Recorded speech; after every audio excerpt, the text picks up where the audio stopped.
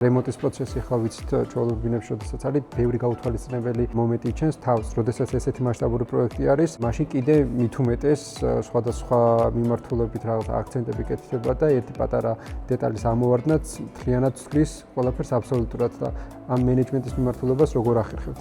ზოგადად ეგ კიდე ცალკე პუნქტია, ასე ვთქვათ, დიზაინის ცხოვრებაში, რომ ზედამხედველობა გაუწია იმ ობიექტს, რომელიც ვთქვათ, შენ შექმენი, ამდენი იფიქრე, იწვალე, რაღაც ამდენი ნიუანსზე გაქვს ნაფიქრი და მე რა თქმა უნდა, გინდა რომ ყველაფერი ისე შესრულდეს, როგორც შენი ჩანაფიქრი იყო. მან იწყება მეორე ეტაპი ყველაფრის.